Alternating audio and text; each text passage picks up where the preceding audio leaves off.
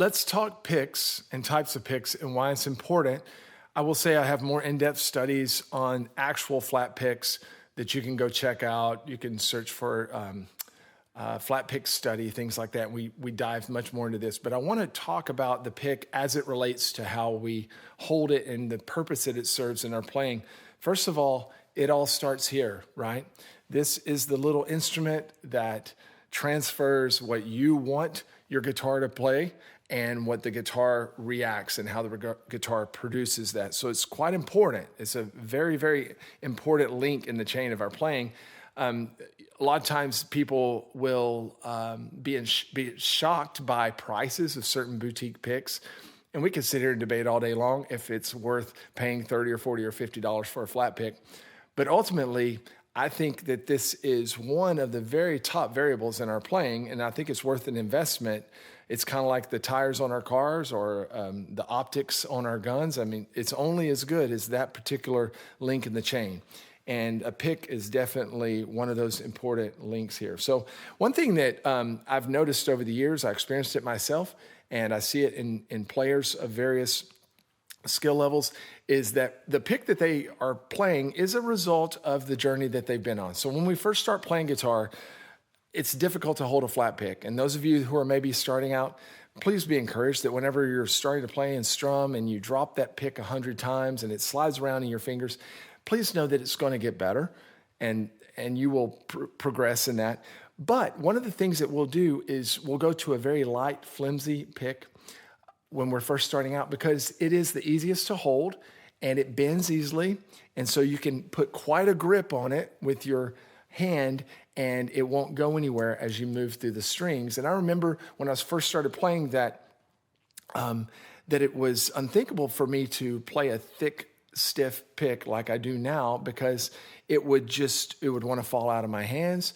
If I tried to hold it tight enough to keep the pick grip, then it made awful sounds on my guitar. So I played a very thin, light pick, something like this one here that I can show you. And so this would be considered a light pick, although they make them much lighter than this. This is a 60 millimeter pick, and it also has a little hole punched here that helps in our aid of holding the pick. So I would call this a beginner pick, although others than beginners do indeed use these. But it makes sense to start there because they're easy to hold and it helps you get over those initial hurdles. But what happens is as you progress as a player, a lot of times we don't change our flat pick that we're using.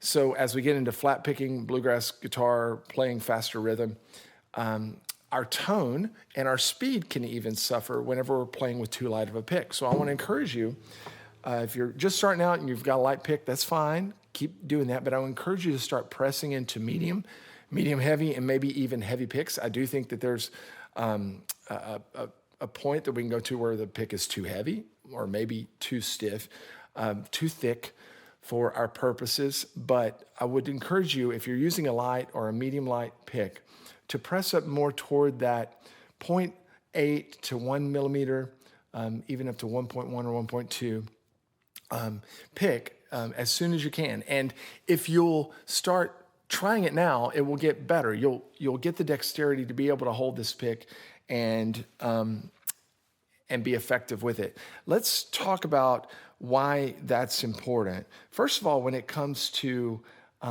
speed, the reaction of our flat pick on the string is very important. So I'll give you a very crude example here, but let's say that my finger pointing at you now is a string. And so I'm going to be playing through that string. If we have a very light pick, the pick is going to bend whenever we apply pressure to that string, however little it might be, okay? And so we've got to wait for that pick's material to flex through the string, play through the string, and then reset before we come back up. So there's definitely an effect on our speed, not to mention our tone, whenever we're playing through a string and we've pressed through the string, but the pick is delayed because of how flexible and flimsy it is. So ultimately, we want to move toward a pick that's going to be more on demand, right? That whenever we say go through the string, it obeys and it goes through the string. Furthermore, whenever our picks are really light and flimsy, they're not going to apply as much pressure to the string, right? It's going to flick through the string rather than actually pick the string. So we'll ultimately suffer in tone because we'll get more of a string sound than the wood that a guitar has to offer. Okay, so I'll pick up a guitar here and I'll just show you a quick demonstration of that, and perhaps you'll be able to hear. But this light pick, I can already hear quite a bit of string noise. I'll do you an A-B comparison here in a little bit. But as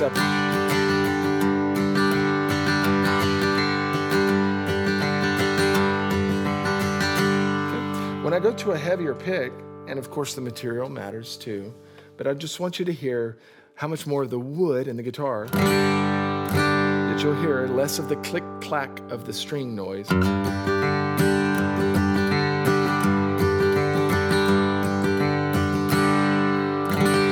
These are quite bright strings. I just put on these new Santa Cruz mid-tension strings, which I am really digging. They're quite bright at the beginning, but they have a great string life, and I recommend those. So our heavier picks are going to react more to the string. When we command the pick to go through the string, it's going to obey. We're not going to get as much of the click-clack of the string noise that we will with the lighter pick. So I will encourage you even now to start pressing more into a medium or medium heavy pick.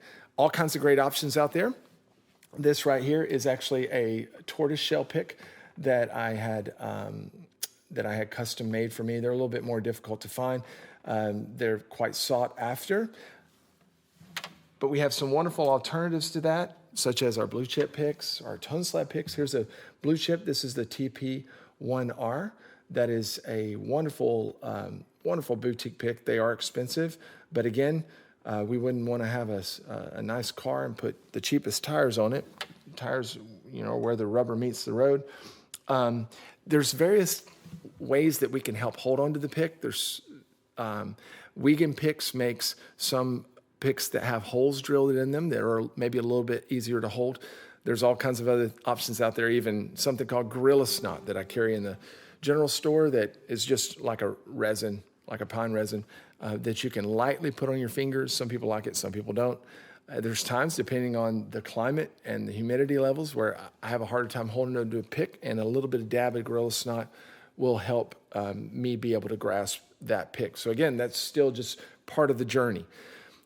Bottom line, I encourage you to move more toward a medium heavy to a heavy pick. You can decide on the tone and the material. That's an age-old debate that all players have.